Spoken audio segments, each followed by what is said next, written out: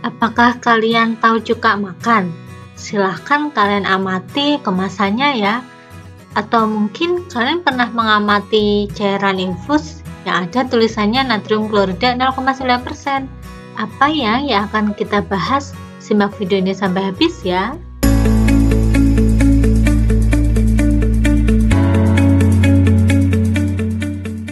Nah, kalau kalian cermati, ternyata di kemasannya tertulis misalnya ada cuka 4%, cuka 25%, kemudian ada natrium klorida 0,9%. Ternyata di situ menunjukkan konsentrasinya, atau bisa kita katakan sebagai kepekatan larutannya. Selain dinyatakan dalam persen, ternyata konsentrasi juga bisa dinyatakan dalam molaritas atau M besar. Di sini misalnya ada natrium klorida 0,5 M dan juga ada yang 1 M. Nah, untuk larutan-larutan dalam lab kimia biasanya dinyatakan dalam molaritas. Nah, yang pertama yang akan saya bahas mengenai pengenceran. Jadi ternyata ada larutan yang biasanya lebih pekat, kemudian ditambah air supaya larutannya menjadi lebih encer. Kita akan menggunakan rumus M1 kali V1 sama dengan M2 kali V2. Nah, untuk M1 dan V1 ini adalah sebelum pengenceran dan M2 V2 itu setelah ditambahkan air atau setelah pengenceran. Di sini contoh soalnya adalah ada 100 ml larutan gula konsentrasinya 2 molar akan dibuat menjadi larutan gula yang konsentrasinya 0,25 molar. Yang ditanyakan berapa volume yang harus ditambahkan supaya konsentrasinya menjadi 0,25 molar. Nah, untuk mengerjakan soal seperti ini, berarti kita menggunakan rumus M1 kali V1 sama dengan M2 kali V2.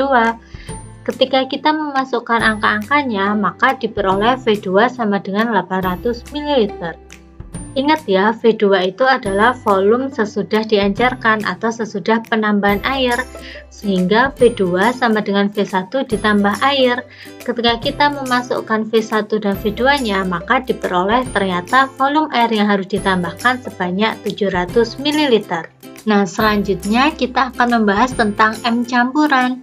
Jadi, pencampuran beberapa larutan yang berbeda konsentrasi akan menghasilkan konsentrasi yang baru. Rumusnya kita menggunakan seperti yang sudah tertulis. Di sini ada plus titik-titik. Di situ dimaksudkan bahwa ketika larutan yang dicampurkan itu lebih dari 2 macam, maka kalian harus menambahkan lagi menjadi M3 kali V3 dan seterusnya. Begitupun dengan volume di bagian bawahnya. Nah, sekarang kita langsung ke contoh soal saja ya.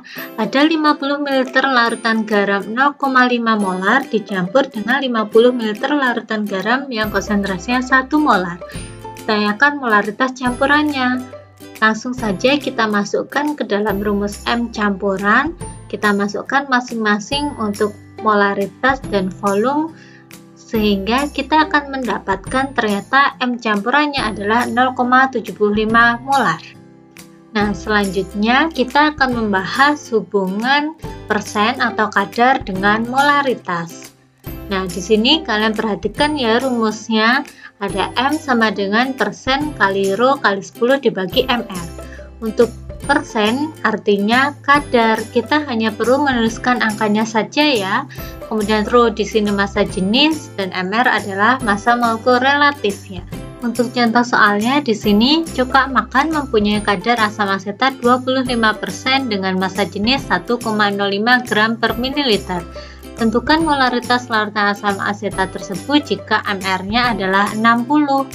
Nah, kita masukkan ke dalam rumus. Ingat ya, persennya di sini yang kita masukkan hanya angkanya saja, jadi hanya 25. Kemudian kita masukkan sehingga ketemu konsentrasinya sebesar 4,375 molar. Oke, sekian dari saya, semoga bermanfaat. Terima kasih.